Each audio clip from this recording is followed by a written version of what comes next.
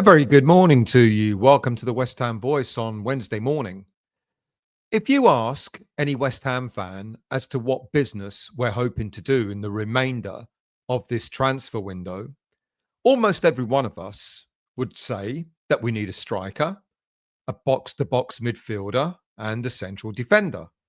Many others might add in that we need a goalie, as well as other players in several other positions, in addition to those three players: a defender, a striker, and midfielder.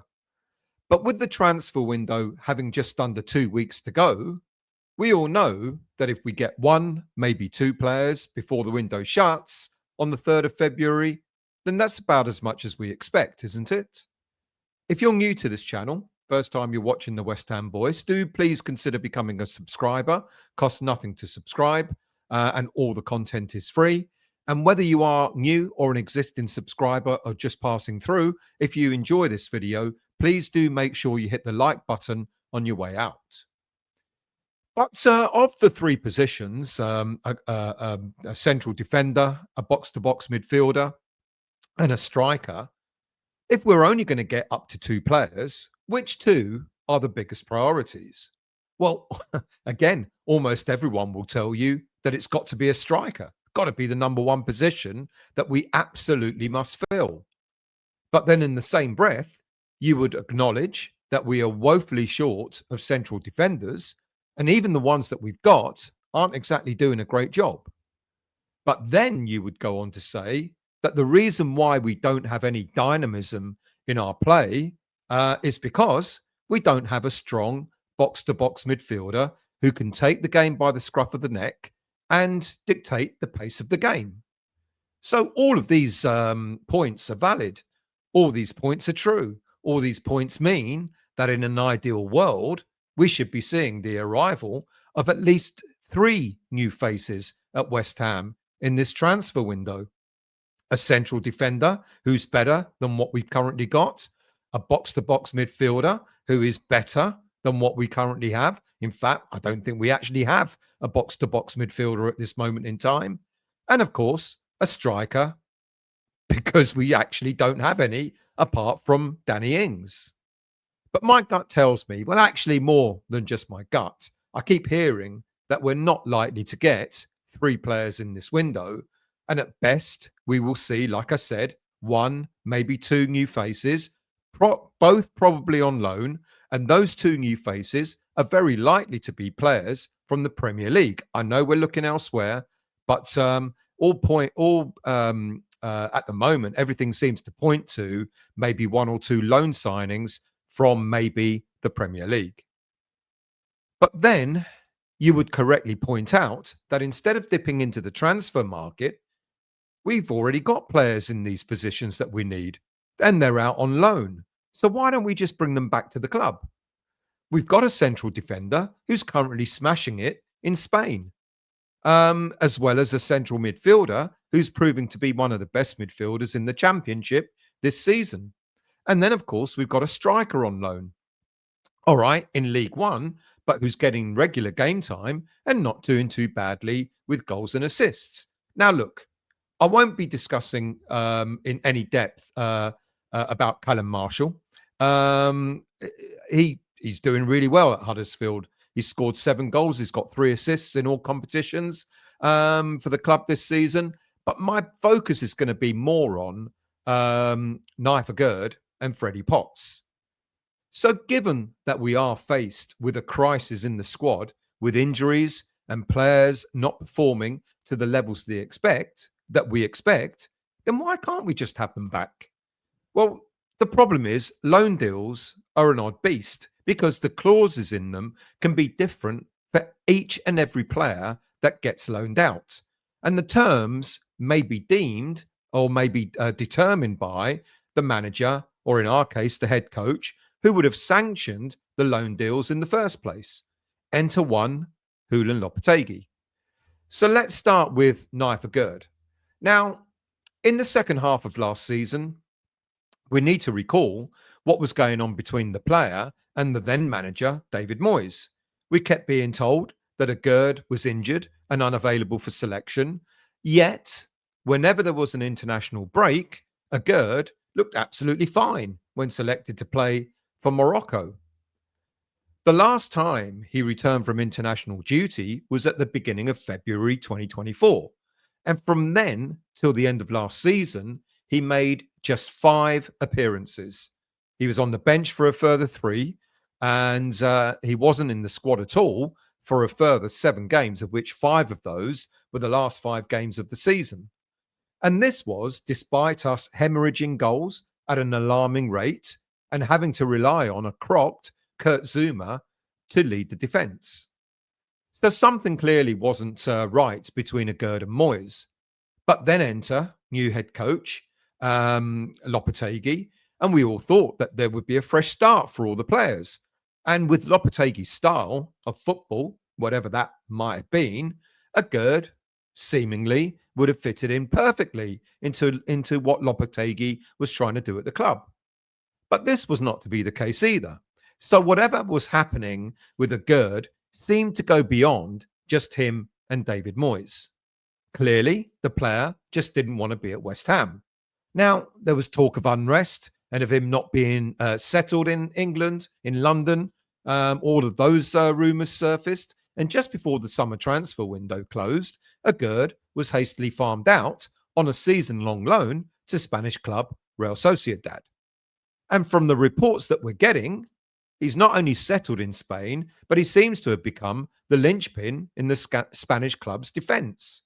In this season alone, he has been in the starting lineup 20 times out of a possible 21, and he's helped Sociedad to keep 11 clean sheets in all competitions. They lie 7th in La Liga, they're on course to potentially qualify for Europe next season, as they did last season. So given that Agurd is in top form, and given that we're desperately short of central defenders, why are we not demanding the players return to us immediately? I'll go back to Julen Lopetegui again. Lopetegui, as I said, would have determined who he wanted to keep at the club and who he wanted to discard from the squad when he arrived. And for those players that he sent out on loan, he would have determined what kind of loan deal would have been on the table. This is, I guess, why we saw the loan departures of the likes of not only Agurd, Maxwell Cornet as well, James Ward-Prowse, which was a surprise from the senior team, plus a number of players from the academy that were sent out on loan as well. And despite Lopetegui himself having said that he would have liked one more defender in the summer transfer window, we didn't get that player.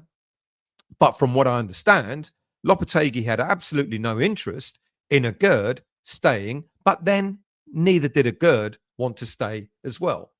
So therefore, no release clause was added into the loan deal for West Ham to have the right to call Agurd back at any stage. So it looks as if Agurd will remain in Spain for the rest of the season, whilst ironically, we are now scouring the transfer market to get ourselves a centre-back, probably on loan. The irony. So what about Freddie Potts? Well, the 21-year-old defensive midfielder is spending his 2nd consecutive season on loan, when I really thought he would actually have been kept at West Ham to be part of the senior squad this season. Last season, Potts was impressive enough on loan at Wycombe Wanderers to have won both Player of the Year award and the Fans Player of the Year award as well. Now, after we sold Flynn Downs to Southampton and then allowed James Ward-Prowse to leave on a season-long loan to Nottingham Forest, I really did think that this would have been the time to keep Freddie Potts. You know, he demonstrated, just as we want our players to demonstrate when they go out on loan, he demonstrated how good he was at Wycombe Wanderers. And I thought he was here now. You know, the path had been cleared for him with Downs going, James Ward-Prowse going. I thought the path had been cleared for Potts to stake a claim in the senior squad. I wasn't necessarily expecting him to start many games or every game, but at least be an effective backup for Edson Alvarez. However, Lopetegui had other thoughts, and we dipped into the free transfer market to bring in Guido Rodriguez. Potts was duly shipped out on loan to Championship club Portsmouth, And apart from the first 2 games of the season, he has made 21 starts in the team, scoring 1 goal and 3 assists so far. His performances have been applauded by the Portsmouth fans, with many suggesting that West Ham United have got a real talent on our hands who could well or should well make it to the top level. He's had a number of man of the match performances for the struggling club, with many Portsmouth fans suggesting that they're already in trouble anyway, but they'd probably be further adrift in the league had Potts not been brought to the club in the first place. Some fans might say, well, yeah, some West Ham fans might say, well, yeah, he did it in League One. He's doing it in the Championship. But how do we know he could do it in the Premier League? But surely isn't the Championship a league where we're looking to bring in breaking talent, like Jared Bowen, for example, a few seasons back? Potts is smashing it in that league, and perhaps it is his time to step up in the Premier League with his boyhood club, West Ham United. There have been some suggestions that we missed a mid-January deadline to call Potts back from his loan spell. But Portsmouth still has a real fear. I don't know if that's actually accurate or not. I'm trying to get it checked, but I don't know if that's accurate or not.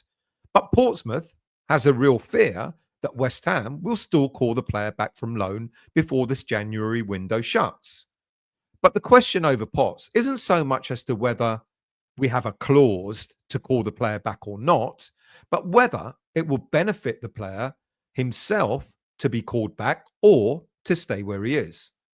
West Ham are in something of a quandary over Potts.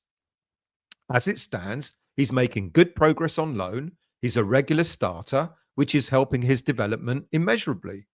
It would bode him very well if he were to continue with that development at Portsmouth for the rest of this season, rather than returning to West Ham with no assurances that he will start or even play in that many games. And this is where Potter could be thinking about Potts in that respect. Continue at Portsmouth on the fine form that he's on, and then come knocking on the door of the senior team next season, or come back to West Ham, get a few minutes here and there, and maybe the odd league start. But with the squad we have, is Potter the actual type of midfielder that we think we need? And I've sort of said it at the start of the show. We kind of need a more box-to-box midfielder. Some may say that Potter can do that sort of job, but traditionally, he's a more defensive-minded midfielder who would be likely to be competing with Alvarez and Rodriguez for a spot in the lineup. And that is another consideration that Potter will have in the back of his mind. Is Potts ready to do a job on a regular basis for the senior team? Now, I know what you're going to say. Well, if you don't give him a chance, you're never going to know. Look, I think he can't do much worse than the likes of Rodriguez or even Alvarez for that matter. But will he start regularly ahead of these players? I don't know. However, under Potter, he might stand a good chance of getting more game time than maybe under previous managers, David Moyes or Julian Lopetegui. Potter has already demonstrated that he's not afraid to throw academy players into the deep end, which has benefited the likes of Oli Scarles. Luis Guilherme's got more game time, as well as Lewis Orford. Now, one might suggest right now, Potts is ahead of Orford in terms of quality, in terms of pecking order. So, yeah, I can see the potential of Potter bringing Potts back sooner rather than later. But as I said, even if he does, I still believe we're going to be continuing to scour the market for a box-to-box midfielder. And if we do get a box-to-box midfielder, calling Potts back means he's likely to get even less game time. It could be Potts, for me, to be more likely the Alvarez successor next season when it looks as if we'll sell the Mexican then. So it's a quandary. Keep him at Portsmouth, let him continue with his development, or bring him back and maybe not getting as much game time, which could stifle his development at West Ham. We're going to see, aren't we, over the next few weeks? We've got under 2 weeks left now of the transfer window as to what's going to happen. But it looks like We can't get a Gerd even if we wanted to. And at this moment in time, it's in the balance whether we get Potts back before the transfer window shuts. Thank you for watching. Thank you for listening. I'll be back again later on Wednesday with a transfer special. So do look out for that. In the meantime, as I said, if you're new to the channel, please do subscribe.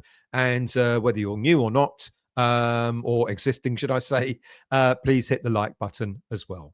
I'll see you all very soon. And thank you for watching the West Ham Voice.